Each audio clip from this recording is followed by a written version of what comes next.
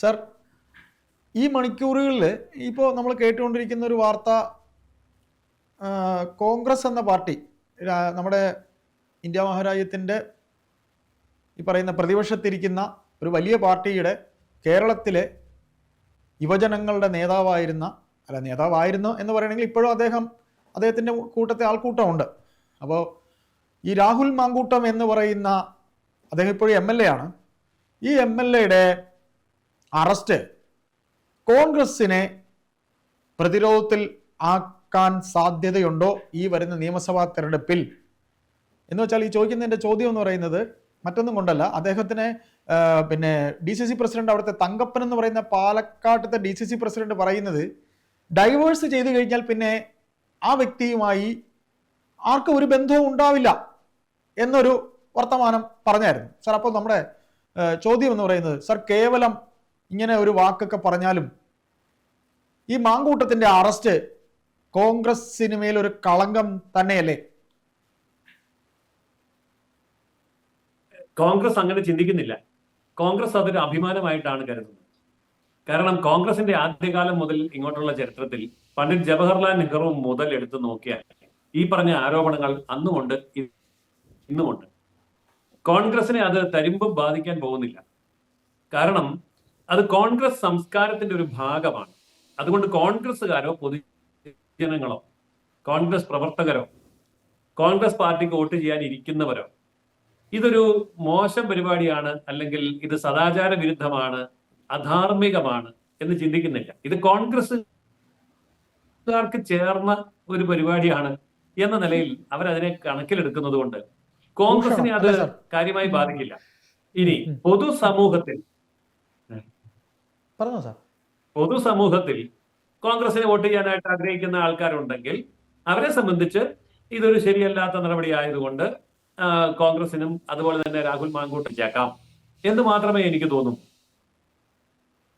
അപ്പോൾ സാർ, അങ്ങനെ പൊതുസമൂഹത്തിൽ ഉണ്ടാകുന്ന പ്രശ്നം മാത്രമേ ഉള്ളൂ എന്ന് നമുക്ക് അങ്ങ് നിസ്സാരപ്പെടുത്തി കളയാൻ പറ്റുന്ന ഒരു വിഷയമാണ്. ഇപ്പം നെഹ്റുവിൻ്റെ കാര്യം പറഞ്ഞു എന്നുള്ളത് ശരിയാണ്. പക്ഷേ നെഹ്റുവിൻ്റെ കാലം മുതൽ ഇങ്ങനെ എന്ന് പറയുമ്പം CPM എന്ന് പറയുന്ന പാർട്ടിയിലുമുണ്ട്, ഏത് പാർട്ടിയിലും നിരവധി ഇത്തരത്തിൽ കളങ്കിതമായ വ്യക്തിത്വങ്ങൾ ഉണ്ടായിട്ടുണ്ട്. അവരെല്ലാം തന്നെ തിരികെയും ഇപ്പൊ സജീവ രാഷ്ട്രീയത്തിൽ ഉള്ളവരുമാണ്. ഇങ്ങനെ ഒരു തെരഞ്ഞെടുപ്പ് കാലത്തിൽ ഇങ്ങനെ ഒരു നേതാവ് അകത്തേക്ക് പോകുമ്പോൾ അദ്ദേഹത്തിനെ അറസ്റ്റ് ചെയ്തെന്നൊക്കെ പറഞ്ഞാൽ സാധാരണ ഒരു പ്രതിയെ പിടിക്കുന്നത് പോലെ അല്ല. ഒരു MLA ആണ്, അതിബുദ്ധിമാനാണ്, പോലീസിനെ പോലും വെട്ടിച്ചതാണ്, വളരെ സോഴ്സുകളുള്ള ഒരു MLA ആണ് സാർ. അപ്പൊ സംശയം എന്ന് പറയുന്നത്, ഈ പറയുന്ന പോലെ CPM എന്ന് പറയുന്ന പാർട്ടി ഇപ്പോ ഈ ശബരിമല സ്വർണ്ണക്കൊള്ളയുമായി ബന്ധപ്പെട്ട് തന്ത്രിയെ അറസ്റ്റ് ചെയ്തിരിക്കുന്നു. ഇപ്പോൾ ഈ മാങ്കൂട്ടം എന്ന് പറയുന്ന യുവ MLA അറസ്റ്റ് ചെയ്തിരിക്കുന്നു. പോകുന്ന പോക്കിൽ, അതായത് ഇനി ഒരു 100 ദിവസമേ ഉള്ളൂ, പോകുന്നതിൻ്റെ ആ ഒരു നമ്മൾ പറയുമല്ലോ എല്ലാം കൂടെ കൊണ്ടുപോവുക അല്ലെങ്കിൽ ചെയ്തു തീർക്കാനുള്ള മൊത്തത്തിൽ ചെയ്തു തീർക്കുക എന്ന രീതിയിലേക്ക് പിണറായി വിജയൻ പോവുകയാണോ എന്നൊരു സംശയമുണ്ട് സാർ. സാറേ, എന്താണ് അതിൽ പറയാനുള്ളത്? അദ്ദേഹം പോകുന്നതിന് മുമ്പ് അദ്ദേഹത്തിന്റെ കൈവശമുള്ള നിയമം, ഭരണത്തിരിക്കുമ്പോൾ നിയമമുണ്ട്, കാര്യങ്ങൾ ചെയ്യാൻ പറ്റും. ഈ നിയമം ഉപയോഗിച്ച് ഇനിയും പല കാര്യങ്ങൾ ചെയ്യും എന്ന് നമ്മൾ കരുതേണ്ടതുണ്ടോ രാഷ്ട്രീയ വിരോധികളെ? പിണറായി വിജയനെ സംബന്ധിച്ചിടത്തോളം അങ്ങ് പറഞ്ഞതുപോലെ പോകുന്ന പോക്കിൽ എന്തൊക്കെ ചെയ്യാൻ കഴിയുമോ അതൊക്കെ ചെയ്യാനുള്ള ഒരു തത്രപ്പാടിലാണ് അദ്ദേഹം എന്ന് വളരെ വ്യക്തമാണ്. പക്ഷേ ഇതങ്ങനെ മാത്രം നമ്മൾ കണ്ടാൽ പോരാ. പിണറായി വിജയനെ സംബന്ധിച്ചിടത്തോളം സ്വന്തം പാർട്ടിയും സ്വന്തം പ്രതിച്ഛായയും മോശമായി നിൽക്കുന്ന ഈ സമയത്ത് വിഷയം മാറ്റുക, പ്രധാന വിഷയത്തിൽ നിന്ന് വിഷയം മാറ്റുക എന്നുള്ളത് ഒരു തന്ത്രമാണ്. ആ തന്ത്രമാണ് ഇപ്പോൾ അവർ പ്രയോഗിച്ചുകൊണ്ടിരിക്കുന്നത്. അതായത് ശബരിമല വിഷയം, തന്ത്രി വിഷയം ഇങ്ങനെയൊക്കെ കൊണ്ടുവന്നിട്ട് ഈ ശബരിമല വിഷയത്തിൽ നിന്ന് മന്ത്രിയെ രക്ഷിക്കാൻ വേണ്ടി തന്ത്രിയെ പിടികൂടി. ഈ മന്ത്രി എന്ന് പറയുമ്പോൾ അത് കടകംപള്ളി സുരേന്ദ്രൻ മാത്രമല്ല, പിണറായി വിജയൻ ഉൾപ്പെടെയാണ്. അതായത് മന്ത്രിസഭയെ രക്ഷിക്കാൻ തന്ത്രിയെ പിടികൂടി. ഇനി തന്ത്രിയെ പിടികൂടി കഴിഞ്ഞപ്പോഴാണ് മനസ്സിലാകുന്നത് ഇത് ഭക്തജനങ്ങൾക്കിടയിൽ വലിയ അമർഷവും എതിർപ്പും ഉണ്ടാക്കാൻ സാധ്യതയുണ്ട്. കാരണം പിടികൂടേണ്ട കടകംപള്ളിയെ പിടിക്കാതെ, ശങ്കരദാസിനെ പിടിക്കാതെ തന്ത്രിയെ പിടിക്കുന്നതിന് എന്ന ചോദ്യം ഉയർന്നപ്പോൾ അവിടെ മറുപടിയില്ല. അപ്പോൾ പെട്ടെന്ന് വിഷയം മാറ്റണം. അതിന് രാഹുലിനെ ഇപ്പോൾ അറസ്റ്റ് ചെയ്തു, രാഹുലിനെ പിടികൂടി. ഇതൊക്കെ ജനങ്ങൾക്ക് മനസ്സിലാവും.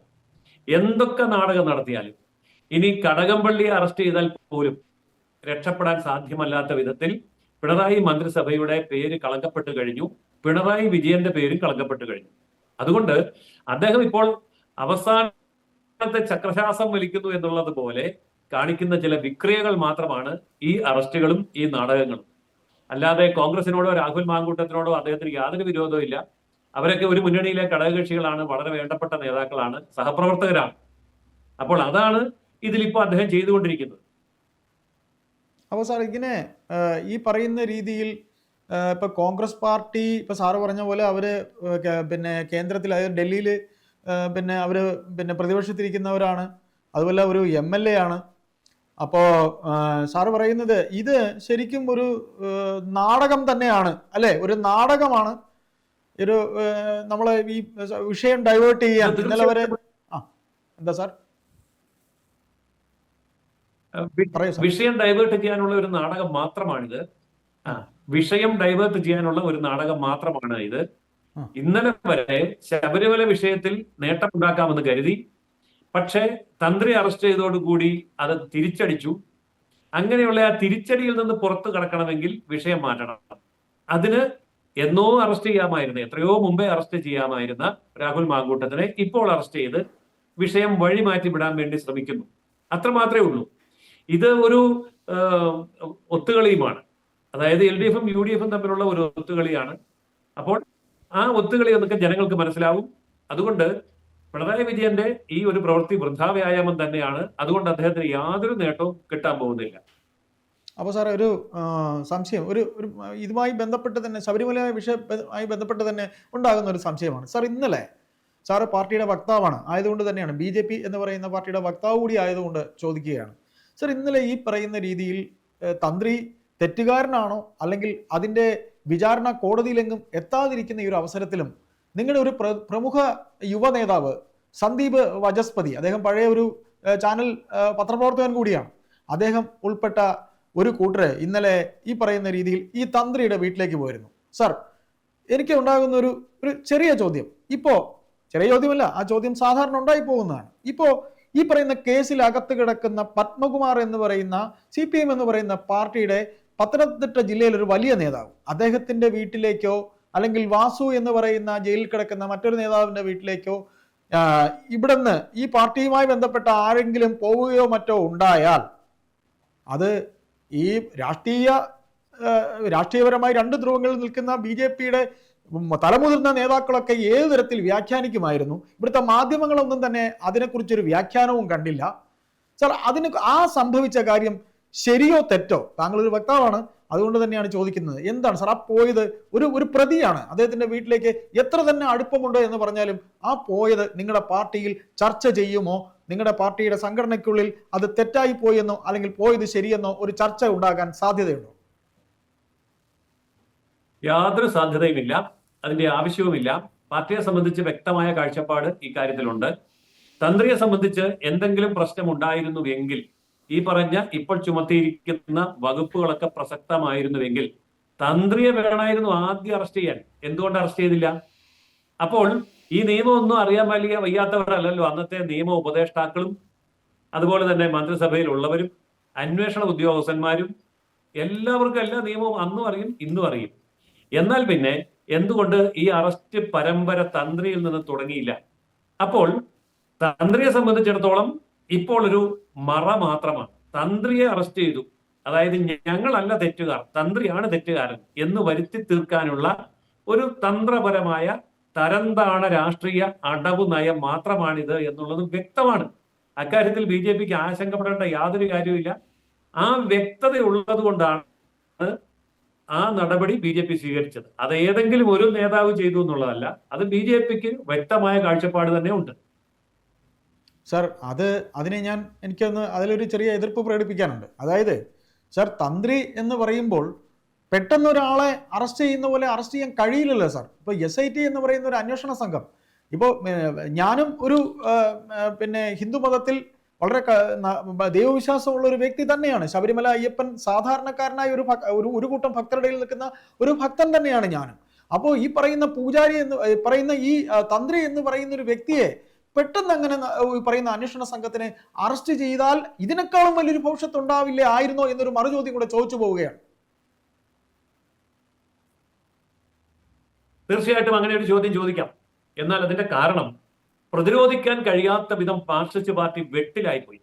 യാതൊരു വിധത്തിലും ഊരിയെടുക്കാൻ വയ്യാത്ത വിധം പാർട്ടിയും ഗവൺമെന്റും മുഖച്ഛായയും പ്രതിച്ഛായയും നഷ്ടപ്പെട്ടു പോയി. അവിടെ രക്ഷപ്പെടാൻ ഒരു മാർഗവും ഇല്ല. അപ്പോൾ ജനരോഷം ഓരോ ദിവസവും നാൾക്ക് നാൾ വർദ്ധിച്ചു വരികയാണ്. പുറത്തിറങ്ങി നടക്കാൻ വയ്യ പാർട്ടി നേതാക്കന്മാർക്ക്. ഇപ്പോൾ തെരഞ്ഞെടുപ്പുമായിട്ട് ബന്ധപ്പെട്ട് വീട് കയറി സമ്പർക്കം നടത്തി എല്ലാവരെയും ബോധ്യപ്പെടുത്തുമെന്ന് പാർട്ടി അങ്ങ് പ്രഖ്യാപിച്ചും പോയി. പക്ഷെ വീട് കയറാൻ പറ്റുന്നില്ല. വീട്ടിൽ കയറാൻ ചെല്ലുന്നവരെ ഓടിക്കുകയാണ്. അപ്പോ നിങ്ങൾ ക്ഷേത്ര കൊള്ളക്കാരല്ലേ, നിങ്ങൾ എന്തിനാ വീട്ടിലോട്ട് വരുന്നത് എന്ന് ചോദിക്കുകയാണ്. അപ്പോൾ അവർക്ക് മുഖം രക്ഷിക്കണമെങ്കിൽ ഞങ്ങളല്ല കൊള്ളക്കാർ, തന്ത്രിയാണ് കൊള്ളക്കാരൻ എന്ന് വരുത്തി തീർക്കാനുള്ള പഴയ കമ്മ്യൂണിസ്റ്റ് തന്ത്രം എടുത്ത് പയറ്റിയതാണ്. പക്ഷേ അതും ഫലിച്ചില്ല. ഇതാണ് ഇപ്പോഴത്തെ അവസ്ഥ. കാരണം തന്ത്രിയുടെ ചുമതല ഇവിടെ ഞാൻ വ്യക്തമാക്കാം. തന്ത്രിയുടെ ചുമതല എന്താണ്, അതുപോലെ തന്നെ ദേവസ്വം ബോർഡിന്റെ ചുമതല എന്താണ്. എല്ലാം തന്ത്രി ചെയ്യാൻ തന്ത്രിക്കാണ് അധികാരമെങ്കിൽ പിന്നെ ഈ ദേവസ്വം ബോർഡ് എന്ന് പറഞ്ഞ് കുറെ പേര് അവിടെ ഇരിക്കുന്നതിന്റെ കാര്യം എന്താ? കുറെ ഉദ്യോഗസ്ഥന്മാർ ഇരിക്കുന്നതിന്റെ കാര്യം എന്താ? ദേവസ്വം മന്ത്രി അവിടെ ഇരിക്കുന്നതിന്റെ കാര്യം എന്താ? ഇതൊക്കെ തന്ത്രി അങ്ങ് ചെയ്യുമായിരുന്നല്ലോ. അപ്പോൾ തന്ത്രി എന്ത് ചെയ്യണമെന്ന് കൃത്യമായ നിയമമുണ്ട്, മന്ത്രി എന്ത് ചെയ്യണമെന്ന് കൃത്യമായ നിയമമുണ്ട്. ശരിയാണ് സാർ.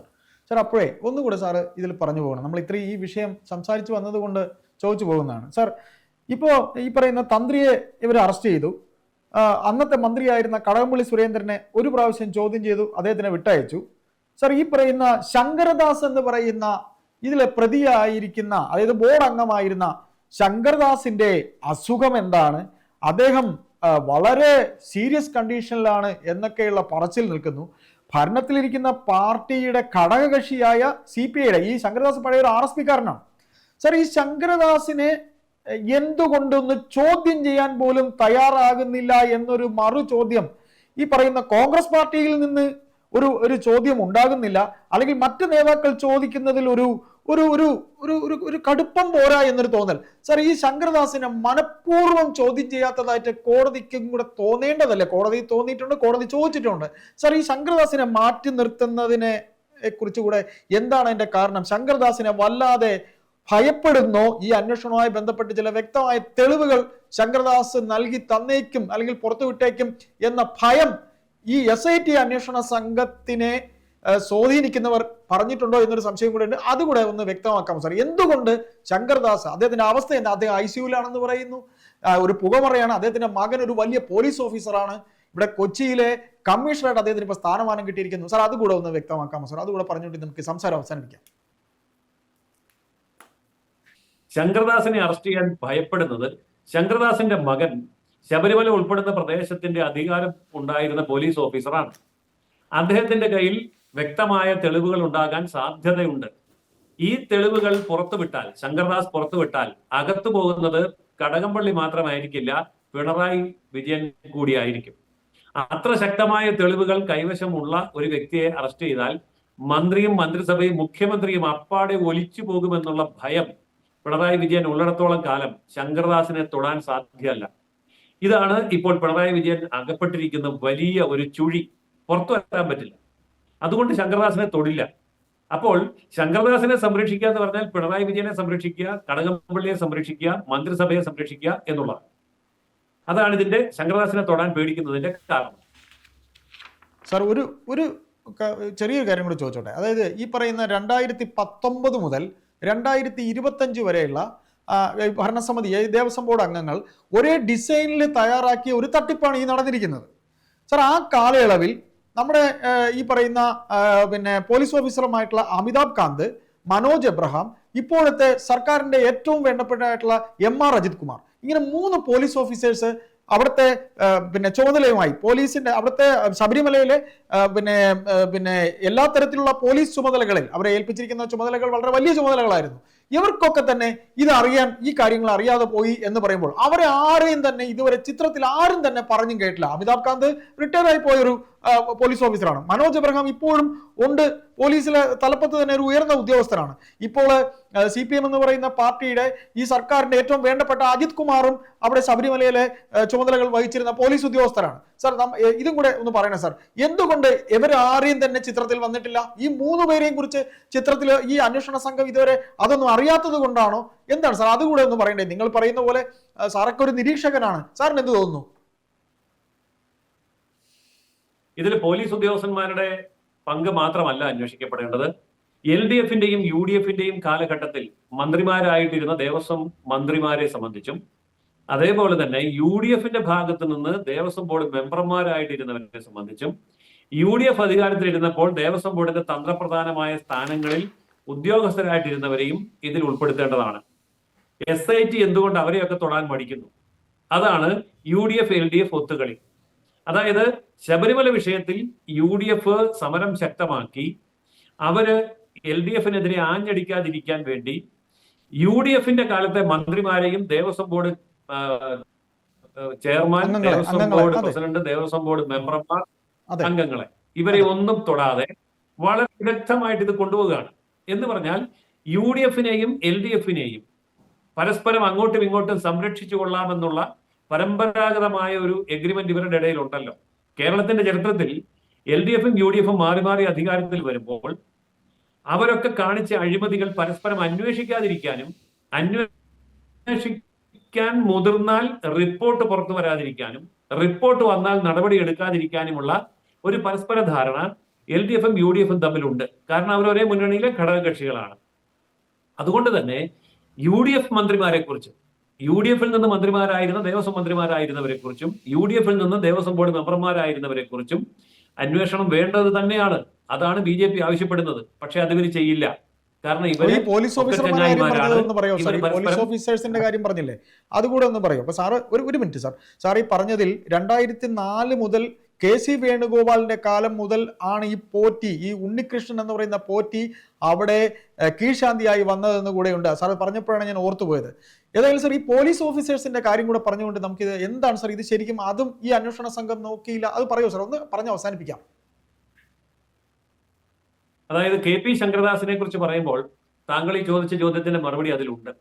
KP ശങ്കരദാസിന്റെ മകൻ പോലീസ് ഓഫീസർ, അതുപോലെയുള്ള നിരവധി പോലീസ് ഓഫീസർമാര്, ഇവർക്കൊക്കെ ഈ കാര്യങ്ങളെ സംബന്ധിച്ചുള്ള അറിവുണ്ടാകാൻ സാധ്യതയുണ്ട്.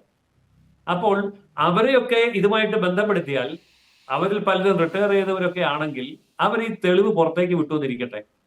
ആദ്യം അകത്ത് പോകുന്നത് പിണറായി ആയിരിക്കും, അതോടൊപ്പം അകത്ത് പോകുന്നത് UDFന്റെ ദേവസ്വം ബോർഡ് ദേവസ്വം മന്ത്രിമാരായിരിക്കും. അപ്പോൾ LDF UDF വ്യത്യാസമില്ലാതെ ദേവസ്വം മന്ത്രിമാരും ദേവസ്വം ബോർഡ് മെമ്പർമാരും അകത്തു പോകേണ്ട ഗതികേട് ഉണ്ടാകുമെന്നുള്ളത് കൊണ്ടാണ് ഈ പറഞ്ഞ ഒരു ഉദ്യോഗസ്ഥനെയും തൊടാതെ ഇവർ വളരെ സൂത്രത്തിൽ ഈ അന്വേഷണം കൊണ്ടുപോകുന്നത്. ഏതായാലും സാർ അന്വേഷണത്തിന്റെ പുരോഗതിക്കനുസരിച്ച് നമുക്ക് തുടർന്നും സംസാരിക്കാം. താങ്ക് യു സാർ, നന്ദി. Okay, thank you. Thank you sir, thank you.